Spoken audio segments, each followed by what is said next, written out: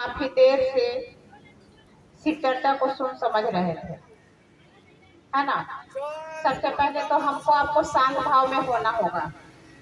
ये एक आध्यात्मिक कार्यक्रम है, यहाँ कोई नाच गान नहीं है। यहाँ केवल शांत भाव में रहना होगा, तभी हमारे जीवन में कुछ अच्छा चीज मिल पाएगा। सुनेंगे तब ना समझ पाएंगे, जब सुनबे नहीं करेंगे तो क्या समझ में आएगा, है ना। इसीलिए अध्यात्म के जब क्षेत्र में चलते हैं हम आप, तो हमको आपको मन को शांत रखना होगा, एकाग्रित रहना होगा, उसी भाव में रहना होगा कि हम आए हैं कहाँ। इस बात को ध्यान रखना होगा, स्मरण करना होगा कि हम अब कहाँ बैठे हैं, किस लिए आए हैं घर से निकल करके। नहीं, इन सारी बातों को ध्यान रखना होगा। जब तक इन सारी बातों को ध्यान नहीं रखेगा, तब तक हमारा आपका यहाँ आना सब व्यर्थ में चला जाता है।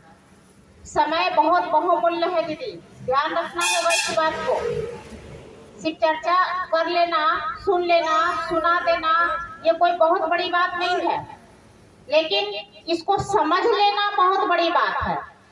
शिव चर्चा कर लेना बहुत बड़ी बात नहीं है, शिव चर्चा को सुन लेना, समझ लेना और जीवन में उतार करके 2 कदम अपने गुरु के लिए चल देना, ये बहुत बड़ी मायने की बात है। इस बात के लिए हम आपसे आगाह कर रहे हैं कि थोड़ा सा सतर्क हो जाइए। आए हैं समय निकाल करके, तो इस समय बहुमूल्य समय को आप व्यर्थ में ना गवाएं। चलिए अब हम उस विषय पे चलते हैं जिस विषय के तहत हम आप यहाँ आए हैं। साहब ने कहा आओ चले शिव की ओर। हमारा आपका मन भी कहाँ जाना चाहिए? शिव की ओर। हमको आपको भी चलना चाहिए कहाँ? शिव की ओर। शरीर से हम आप कहीं जाए या ना जाए, मन चला जाए शिव की ओर, जानते हैं कमाल हो जाएगा। अभी कितना अच्छा बंगला में चर्चा सुन समझ रहे थे कि साहब की बात को नहीं सुनेगा, नहीं समझेगा तो कैसे हमारे जीवन में गुरु अच्छा होंगे। इसीलिए समझना बहुत जरूरी है, करने से ज्यादा समझना। कोई भी भाई बहन अगर आते हैं यहाँ तो एक ही आगाह रहता है कि शिव मेरे गुरु हैं, आपके भी गुरु शिव हो जाएंगे। इसी बात को लेकर के एक दिवसीय कार्यक्रम छोटा मोटा जहाँ होता है, जहाँ जहाँ करना पड़ता है। क्यों करना पड़ता है, इस बात को जरा भी समझिए। साप्ताहिक से भी तो काम चल सकता था, लेकिन एक दिवसीय रखना पड़ रहा है। क्यों? कारण तो कुछ होगा ना। हमारा आपका मन चलते चलते रुक जाता है, एकदम सो जाता है, उस स्थिति में नहीं होता है, उस परिस्थिति में नहीं होते हैं। हम लोग जगत के आकर्षण में उलझ करके रह जाते हैं और महादेव हमसे आपसे छूट जाते हैं। सारी चीज अच्छा लगने लगता है, लेकिन हमारे गुरु की चर्चा अच्छा नहीं लगने लगता है, जगत का आकर्षण अच्छा लगता है, गुरु की चर्चा अच्छा नहीं लगने लगता। इसीलिए बीच बीच में एक दिवसीय कार्यक्रम को रखना पड़ता है कि ताकि सोए हुए मन भी जग जाए। साहब ने क्या कहे कि अपने भी जगो, लोगों को भी जगाओ।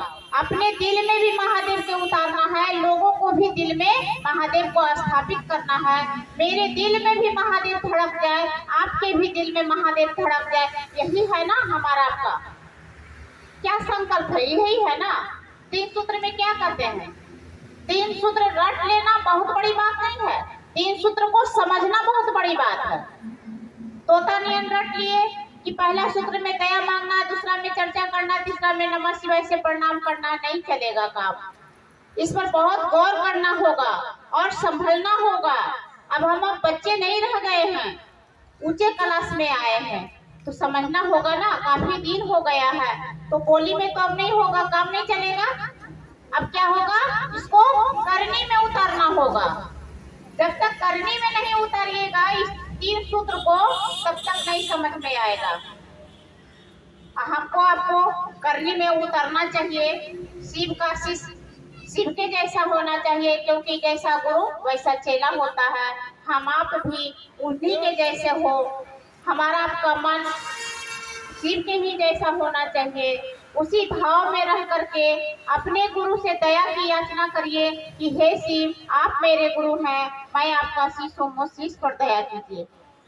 मन ही मन दया की याचना करना और मन से, दिखावा से नहीं, किसी को कहने से नहीं, किसी को प्रेशर से नहीं, आपका मन हो कि हम अपने गुरु से आज दया नहीं मांगे हैं, आज मांगना चाहिए।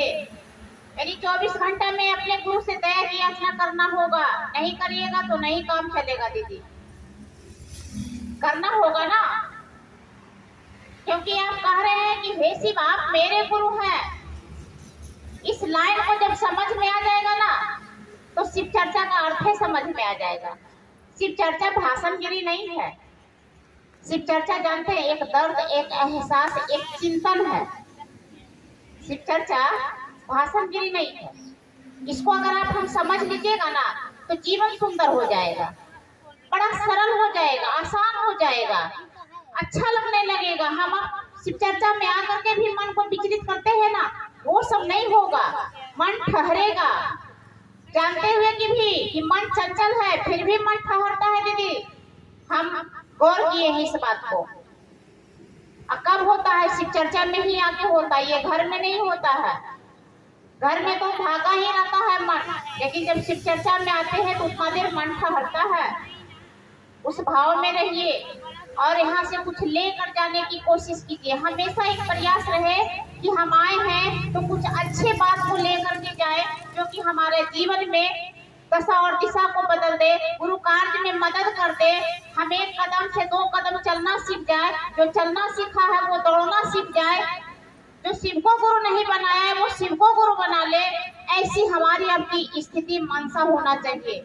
घर से सोच करके ही आए हैं हम। आप जा रहे हैं शिव चर्चा में भाई, कुछ ना कुछ तो लेकर आएंगे, अच्छे बात को लेकर आना है और खराब बात को छोड़ के जाना है। जरूरी नहीं है कि हर चीज अच्छा ही मिलेगा, अच्छा के साथ साथ कहीं कहीं खराब भी होता है। बाजार में आलू खरीदने जाते हैं तो देखते हैं सारा टोकरी अच्छा रहता है, लेकिन कहीं ना कहीं एक आगो सड़ा रहता है। तो क्या सड़ा हुआ आलू को हम लोग लेते हैं? नहीं ना, उसको छोड़ देते हैं। वही सड़ा है तो क्या है, उसको वही छोड़ देते हैं। तो हमारे आपके शब्दों में भी कहीं ना कहीं गलती होता है, ये ध्यान रखना होगा। ऐसा नहीं कि हम लोग बोल रहे हैं तो सारे शब्द भी बहुत अच्छे हो जाए, ऐसा नहीं। हमारे शब्दों में भी कहीं ना कहीं उतार चढ़ाव होता है। अगर वैसा रहे तो उस शब्द को हम आप यहीं छोड़ दें और अच्छे शब्द को हम आप लेकर घर जाए, ताकि जीवन में गुरु कार्य करने में हमारी आपकी मदद हो जाए। मंत्र क्या है? यही ना, साहब ने क्या कहा कि जाओ रे शिव से जोड़ो, लोगों को बताओ कि मेरे गुरु शिव है, आपके भी गुरु शिव हो जाएंगे। दूसरा सूत्र में यही ना कहता है कि लोगों को बताइए, समझाइए, जितना समझाइएगा, जितना उसको बताइएगा और समझाते समझाते आपका मन उतना ही मजबूत होगा, उतना ही समझेगा कि सचमुच में शिव नाम का नहीं बल्कि काम का गुरु है। कैसे होगा? आप जब तक नहीं समझिएगा तब तक दूसरों को समझा नहीं पाइएगा। इसीलिए आपको समझना, हमको समझना जरूरी है। दूसरा सूत्र समझ में आ गया ना कि लोगों को बताना है कि शिव मेरे गुरु हैं, आपके भी गुरु हो जाएंगे और गुरु दया करते हैं। और तीसरा सूत्र में नमः शिवाय से अपने गुरु को प्रणाम करना है दीदी। ये मन ही मन, जब मन करे तब। तीनों सूत्र में कोई बंधन, कोई नियम, कोई कानून, कोई जात, कोई धर्म, कोई बड़ा, कोई छोटा, कहीं कुछ नहीं दर्शाया गया है। केवल तीनों सूत्र आपके मन पे आधारित है, हमारे मन पे आधारित है। तीनों सूत्र में कोई दिखावा नहीं है, केवल मन का खेला है। क्योंकि चेला मन बनता है, शरीर नहीं, आपका वस्त्र नहीं, आप कितने बड़े घर के हैं वो नहीं, यहाँ कहीं कुछ नहीं दर्शाता है। केवल आपका मन से ये आवाज आना चाहिए कि शिव मेरे हैं। और जैसे ही मेरा ये मन से निकलेगा ना तो एक दर्द उसमें छिपा होता है। और हम आप अच्छे से जानते हैं कि मेरा का मतलब क्या होता है। मेरा में जानते हैं दर्द है, बेचैनियां है, तड़प है। मेरा ऐसे कहने से नहीं हो जाता है, मेरा में सारी चीज छिपा हुआ है दीदी। और ये जब तक ये उभरेगा नहीं, जब तक ये तड़प नहीं होगा गुरु के प्रति, जब तक हम आप संवेदनशील नहीं होंगे अपने गुरु के प्रति, तब तक नहीं संभव है। इसीलिए तीनों सूत्र की जरूरत है।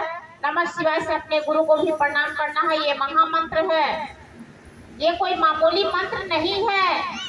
नमः शिवाय मैंने मामूली मंत्र नहीं, ये प्राण मंत्र भी है, महामंत्र है ये। इसलिए आप सबको गुरु बनाए हैं तो प्रणाम करना भी हमारा आपका कर्तव्य है। ये तीनों सूत्र को हम आप करते रहे, लोगों को बताते चले, हम आप भी शिव का शिष्य हो, लोग भी शिव का शिष्य हो, इसी मनसा से रहे। चलिए आप सबों को मेरा प्रणाम को स्वीकार।